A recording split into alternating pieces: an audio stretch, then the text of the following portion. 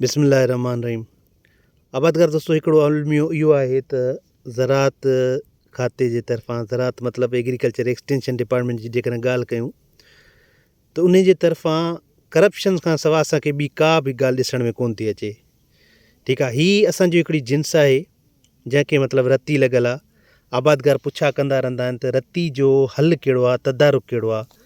मां जेतिरी मुंहिंजी ऑब्ज़र्वेशन आहे, जेतिरी मुंहिंजी ॼाण आहे, मां तव्हांखे ॿुधाईंदुसि त असांजो मतिलबु अहिड़ो का बि फंजीसाइड कोन्हे का जेकॾहिं रती लॻी वञे उन खां पोइ असरु करे।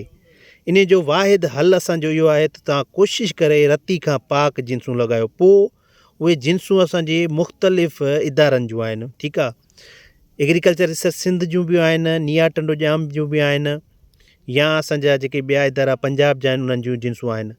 हाणे हीअ असांजी ब्राउन रस्ट आहे या इनखे असां लीफ रस्ट चवंदा आहियूं, हीअ लॻी आहे। हीअ त मिसाल हिकिड़ो असांखे हिकिड़ो ऑफ टाइप प्लांट मिली वियो, उन जे करे तव्हांजी ॼाण जे लाइ वीडियो ठाहियूं पिया।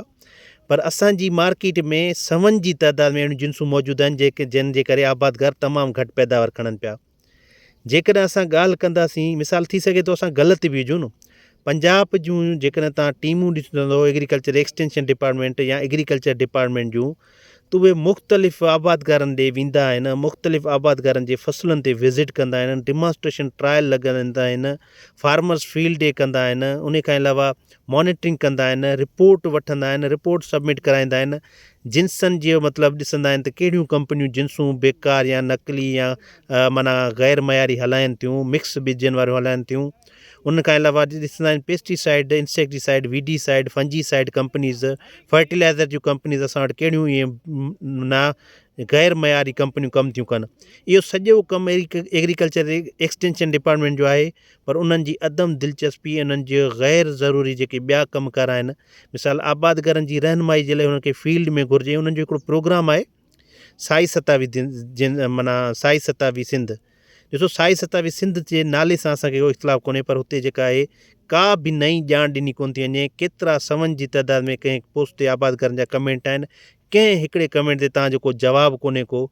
सवें आबादगार सुवालु कनि था, तव्हांजो कहिड़ो फ़ाइदो आहे, तव्हांजी हेल्पलाइन जो नंबर आबादगार खणनि था, उन्हनि ते तव्हां रिस्पॉन्स कोन था कयो।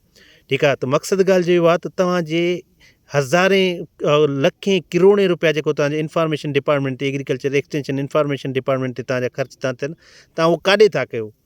तव्हां जॾहिं आबादगारनि खे सही नमूने सां इंफॉर्मेशन नथा ॾेई सघो त तव्हां अहिड़ा प्रोग्राम कयो ई न। तव्हांजे माना एग्रीकल्चर जा ज़रई माहिर जेके वेठा आहिनि, जस्ट हिकिड़ो अचनि था आबादगारनि खे मतिलबु हिकिड़ो बेवकूफ़ करण जे लाइ।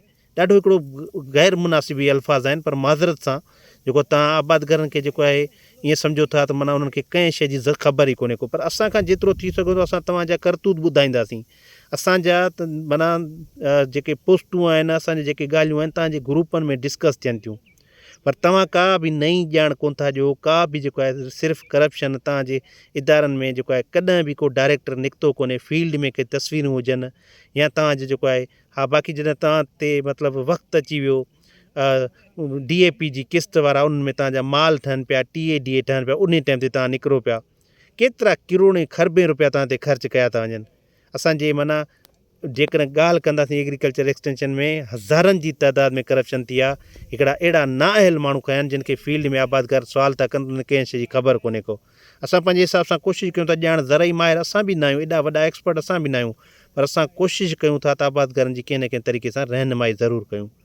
सो उमेद आहे वीडियो तव्हांखे पसंदि आई हूंदी। रती खां वधीक जेको आहे एग्रीकल्चर एक्सटेंशन डिपार्टमेंट ते ॻाल्हाइणो आयो, ऐं तव्हां इहे हक़ीक़तूं आहिनि।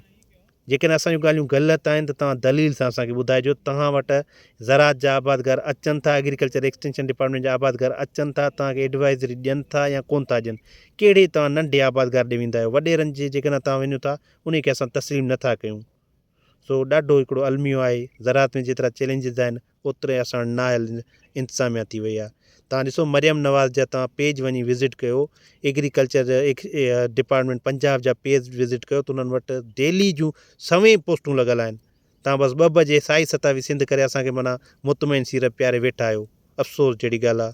अलाह पाक सिंध खे त हाणे दुआ आहे, पर इहा सिंध खे जे तरफ़ां त माना हिकिड़ी अॻकथी इहा बि आहे त सिंध 40 साल ॿी दुनिया खां अॻे तबाह थींदी। ख़ुदा बहितर थो ॼाणे छा हक़ीक़तूं आहिनि छा आहिनि। बहरहाल असांजी ज़रात ॾाढी ख़सारे में आहे। Thank you so much.